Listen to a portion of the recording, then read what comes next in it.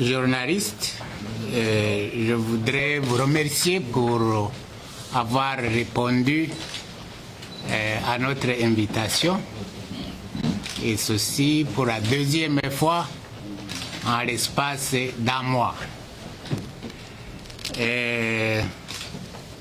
La dernière fois, je vous avais invité pour vous parler des condamnations qui ont été prononcées contre nous par la Cour suprême du Burundi. J'avais expliqué donc qui était prononcé contre moi et plusieurs des responsables politiques du Burundi, dont moi-même, et je vous avais parlé des allants et des aboutissants de cette condamnation. Aujourd'hui, je vous invite pour vous parler de la suite de cette situation. D'abord, pour rappel, j'avais indiqué que ces condamnations n'ont rien de judiciaire. Parce que le dossier dont on nous accuse, l'assassinat du président Ndadaye, c'est un dossier qui date d'il y a 27 ans. Donc qui, au terme de la loi burundaise, est frappé de prescription. Deuxièmement, que ce dossier avait été fait l'objet de jugement en 1995 et que les gens qui ont tué le président Ndadaye, ils sont connus, ils ont été condamnés, certains même ont terminé de purger leur peine, mais voilà qu'à un certain moment on réouvre ce dossier soi-disant pour condamner ce qu'ils appellent les commanditaires.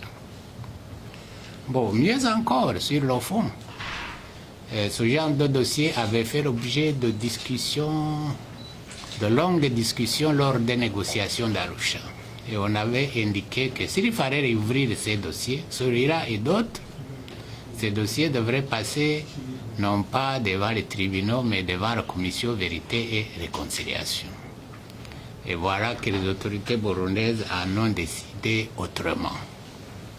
J'avais indiqué aussi que sur le fond, sur la forme plutôt, ce jugement n'a suivi aucune règle. J'ai même honte de parler de comment cela a été fait. Imaginez-vous condamner les gens à de si lourdes peines, la perpétuité, alors que nos avocats étrangers ont été refusés d'entrer dans le pays. Nos avocats nationaux n'ont pas eu accès au dossier et ils n'ont même pas eu accès à la salle où on nous condamnait. Donc en réalité, on a été condamné à huis clos, à de si lourdes peines. C'est difficile à dire, mais c'est la réalité. Alors, qu'est-ce que je voulais dire aujourd'hui? Je voudrais d'abord redire solennellement que je suis innocent des crimes dont on m'a accusé lors de cette parodie de justice. Ce fut un procès politique qui a enfreint les droits élémentaires de la défense tels que prescrits par les lois burundaises et internationales. L'assassinat du président Ndadaye et de ses collaborateurs survenu le 21 octobre 1993 a été un drame pour leur famille et tout le peuple burundais. Ces actes odieux ont été suivis par des massacres interethniques qui n'ont connu d'égal que le génocide au Rwanda, survenu quelques mois après, en avril 1994. Alors, au moment de ces crimes, je n'étais plus au pouvoir. J'avais le statut d'ancien président. Et l'histoire retiendra que j'avais cédé pacifiquement le pouvoir au président élu en juillet 1993 et qu'il me soit donné l'occasion de rappeler que j'avais accepté de céder au pouvoir sans aucune contrainte. Décision qui était rare en Afrique à cette époque. Et comme d'autres, j'aurais pu choisir de m'imposer par la force et refuser de reconnaître ma défaite aux élections de 1993 ou de refuser de partir au terme de mon deuxième mandat en 2003. Alors, et c'est pourquoi je vous ai appelé ce matin. Donc, à la suite de cette décision, de mon propre gré, j'ai décidé de remettre ma démission au président de la Commission de l'Union africaine en tant que haut représentant de l'Union africaine pour le Mali et le Sahel. À mon âme et conscience, j'ai jugé préférable de me libérer de ces responsabilités afin d'avoir toute la liberté de me défendre et de laver mon honneur malgré les multiples entraves. Alors, je voudrais ensuite dire que ce fut un honneur de servir en tant que haut représentant de l'Union africaine dans son pays qu'est le Mali et dans cette région du Sahel. Au cours de ces 8 dernières années, j'ai apporté ma contribution au nom de l'Union africaine dans la recherche de solutions aux problèmes qui affectent les pays du Sahel en général et le Mali en particulier. Je saisis cette occasion pour remercier les dirigeants de l'Union africaine pour leur confiance qui m'a permis de participer aux efforts des uns et des autres afin de consolider la sécurité, la bonne gouvernance et le développement dans cette région.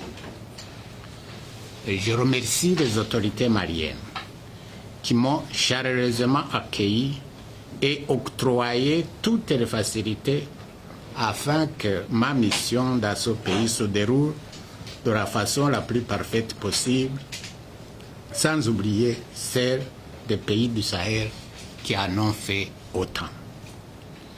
Je voudrais remercier mes collaborateurs de la mission de l'Union africaine pour le Mali et le Sahel, qui, avec compétence et dévouement, ont porté haut les couleurs de l'Union africaine aux côtés des partenaires de la communauté internationale engagés dans l'appui des pays de la région du Sahel. Je remercie tous les collègues des pays et des organisations partenaires, sans oublier ceux de la Commission de l'Union africaine à Addis Abeba, avec lesquels j'ai tissé des relations de confiance et d'amitié. Alors, je quitte mes fonctions au moment où, au Mali, la situation est encore critique. Au moment où les défis de la région du Sahel sont entiers. J'ai confiance dans les dirigeants et les peuples de la région. Ils ont toutes les capacités de faire face à cette situation et de bâtir une paix durable. Et cette conviction, je la tiens de mon expérience en matière de résolution des conflits à travers l'Afrique. Au Burundi d'abord, nous avons pu, à travers un processus de paix long et difficile, négocier et signer les accords d'Arusha, les accords de paix d'Arusha le 28 août 2000. À la suite de ces accords, le Burundi avait retrouvé la stabilité qui malheureusement a été rompue en 2015 quand le président de l'époque décida de violer les règles en rapport avec la limitation des mandats présidentiels. En Afrique, des années durant, des organisations régionales et internationales comme la CEAC, l'OIF, l'Union africaine m'ont fait honneur en me donnant l'opportunité de mettre mon expérience à l'œuvre à travers plusieurs missions de médiation dans les pays comme le Soudan, le Tchad, la République centrafricaine et bien d'autres. Alors, au moment, donc je remercie ces organisations pour la confiance qu'elles ont placée en moi. Au moment de quitter mes fonctions, alors que mon honneur est terni par une condamnation injuste, je voudrais réitérer mon engagement à continuer à user de tous les moyens possibles pour faire triompher la vérité. J'ai indiqué la fois passée que je ferai appel de ma condamnation auprès des juridictions nationales et internationales. Mesdames, Messieurs, voilà la substance du message que j'avais à livrer. Comme j'ai indiqué que c'est la suite